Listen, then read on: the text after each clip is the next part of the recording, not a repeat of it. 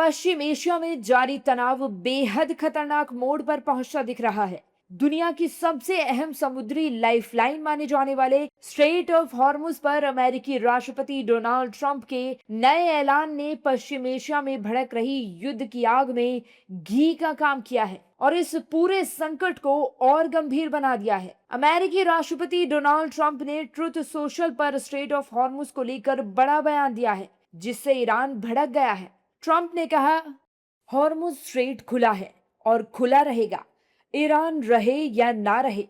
हम ईरानी नाकेबंदी को फिर से लागू कर रहे हैं। इसे यह नाम इसलिए दिया गया है क्योंकि ये केवल ईरान के जहाजों या ग्राहकों के आने जाने को रोकती है। बाकी सभी देश इस जलडमरू मध्य का निष्पक्ष और खुला इस्तेमाल कर सकेंगे। अब से अमेरिका को हॉर्मुज स्ट्रेट का संरक्षक माना जाएगा।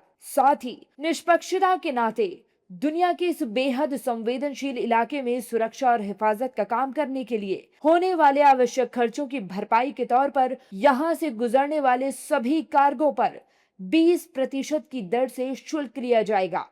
ये प्रक्रिया और व्यवस्था तत्काल प्रभाव से लागू हो जाएगी। ट्रंप के बयान के तुरंत बाद ईरान ने अमेरिका को कड़ी चेतावनी दी। तेहरान ने साफ कहा कि स्ट्रेट ऑफ हॉर्मुज के प्रबंधन में किसी भी अमेरिकी दखल को स्वीकार नहीं किया जाएगा। ईरान ने कहा कि अगर अमेरिका ने इस क्षेत्र में हस्तक्षेप किया तो उसका जवाब दिया जाएगा। साथ ही अन्य देशों को भी चेताया कि यदि उन्होंने अमेरिका का साथ दिया तो उन्हें भी इस संघर्ष का हिस्सा माना जाएगा। इसी बीच अमेरिका ने लगातार तीसरी बार ईरान के सैन्य ठिकानों पर बड़े हमले किए हैं।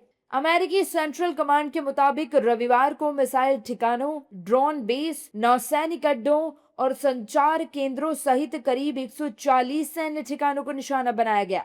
इस हमले के बाद गुस्से में लाल ईरान ने operation eye for an eye launch किया और कुवैत, बहरीन और जॉर्डन में अमेरिकी सैन्य ठिकानों पर मिसाइलों और ड्रोनों की बारिश कर दी। इस बढ़ते तनाव के बीच ब्रिटेन ने भी बड़ा कदम उठाते हुए ईरान के इस्लामिक रिवॉल्यूशनरी गार्ड कॉर्प्स को आतंकवादी संगठन घोषित करने का फैसला किया है। ब्रिटिश सरकार का कहना है कि राष्ट्रीय सुरक्षा को देखते हुए यह निर्णय लिया गया है।